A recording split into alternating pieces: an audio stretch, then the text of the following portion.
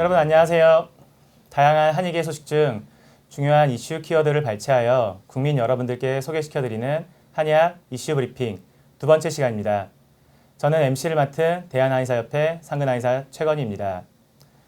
한의학 이슈 브리핑을 해주실 분을 소개시켜드리도록 하겠습니다.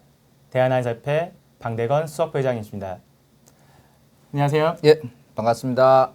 예, 수석부회장 방대건입니다. 다시 만나 뵙게 돼서 반갑습니다. 네, 오늘 한의학 이슈 브리핑으로 준비한 두 가지 키워드는 첩약 급여화 시범 사업과 학생 화병 환자 급증입니다. 첫 번째 키워드로 첩약 급여화 시범 사업에 대해서 알아보도록 하겠습니다. 수석부회장님, 먼저 첩약 급여화 시범 사업에 대해서 간단하게 소개 좀 부탁드리겠습니다.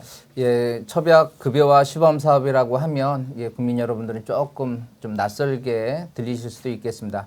쉽게 말하면 한약에 건강보험이 적용된다라는 뜻인데요.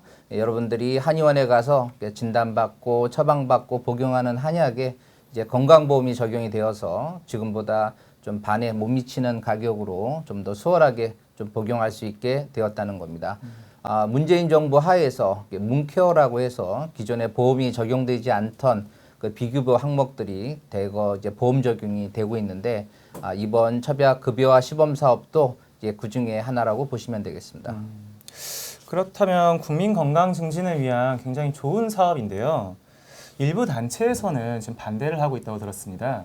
예, 그렇습니다. 지난 7월 25일 날 최대집 대한의사협회장이 기자회견에서 첩약 급여화 시범 사업을 전면 중단하라고 요청을 했었는데 이것은 전형적인 직역 이기주의다라고 할 수 있겠습니다. 한의학에 대한 그 몰이해와 그다음에 직능에 대한 폄훼가 겹쳐진 건데요. 그 당시 발언을 한번 볼까요? 안전성과 유효성이 검증되지도 않은 한약 한방 보약에 대해서 건강보험 급여를 해주겠다. 도대체 누구의 결정입니까? 보건복지부는 도대체 누구를 위해서 일하고 있습니까? 라고 발언을 했었는데요. 일단 보약이 아닌 치료용 한약에 대해서 건강보험이 적용이 되는 것이기 때문에 일단 그 부분은 좀 바로잡아야 될 것 같고, 그리고 이것은 국민 건강권 증진과 편익 증대를 위한 결정 이었다는 것을 좀 분명히 해둘 필요가 있겠습니다. 대한약사회에서도 이 사업을 반대하고 있지 않나요? 예, 그렇습니다. 대한약사회에서도 첩약 건강보험 급여화에 앞서서 한약의 안전성과 유효성을 먼저 검증하라라고 주장을 하고 있는데 이것은 이제 한약에 대한 이해 부족에서 기인한다고 볼 수 있겠습니다.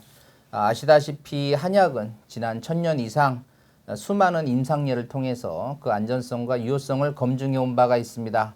한약재는 HGMP급 시설에서 관리가 되고 있고 한약 또한 수많은 논문을 통해서 이미 검증을 계속 해왔던 바가 있습니다. 이렇게 여러 단체들이 반대를 하고 있는데요. 정부에서는 지금 어떻게 대응을 하고 있나요? 예, 그렇습니다. 정부에서는 한약재와 한약의 안전성, 유효성, 경제성까지 모두 확보가 되었다고 판단하기 때문에 이제 건강보험 시행을 좀 하려고 하고 있는 것인데요. 그래서 정부에서는 이제 유관부처와 그다음에 전문가 집단 그리고 뭐 보건의료단체, 시민단체, 소비자단체들을 전부 총망라해서 한약 급여화 협의체를 꾸려서 그 안에서 이제 구체적인 그 시행안을 준비 중에 있습니다.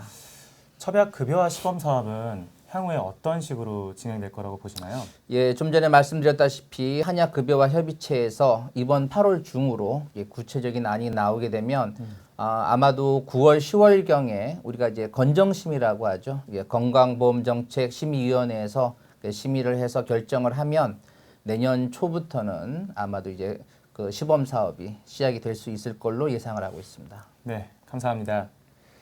첩약 급여화 시범 사업은 특정 직역의 이익을 대변하는 것이 아닌 국민 건강을 증진시키기 위한 중요한 사업이라고 볼 수 있는데요.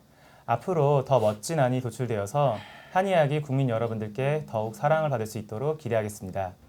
네, 한의학 이슈 브리핑 두 번째 키워드는 학생 화병 환자 급증입니다. 좀 낯설게 들리는 말인데요. 화병이라고 하면 직장인들이나 중장년층들에게서 나타나는 증상이라고 알고 있었는데요. 최근 어린 학생들에게서도 화병 환자가 급증하고 있다는 소식입니다. 네, 수석부장님, 이게 어떻게 된 일인가요?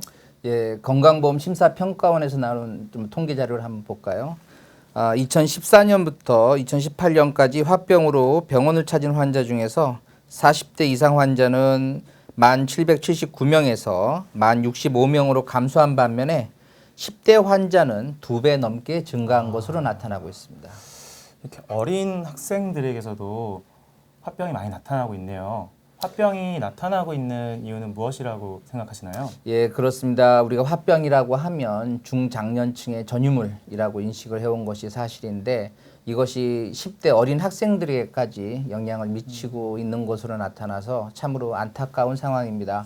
우리나라 10대 청소년들이 아시겠지만 집과 학교, 학원을 계속 왔다 갔다 하면서 하루 종일 입시 준비와 학업에 시달리고 있다 보니까 스트레스를 풀 만한 방법도 시간도 없다 보니까 스트레스로 인한 화병에 매우 취약한 상태에 놓여 있게 됩니다. 청소년들의 화병, 한의학에서는 어떻게 접근하고 있나요?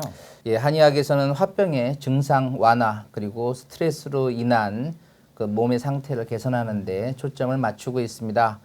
대표적으로 막힌 길을 뚫어주고 스트레스로 인한 화를 가라앉혀주는 치료를 하게 되는데 우리가 전중혈이라는 혈을 이용해서 침 치료를 병행을 하고 그리고 진피, 청피, 약재를 이용해서 막힌 길을 뚫어주는 것이 첫 번째고요.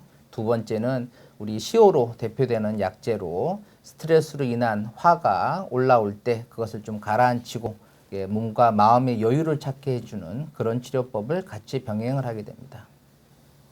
네, 어린 학생들마저 화병 환자가 급증하고 있다는 소식은 참으로 안타까운 사실이 아닐 수 없는데요.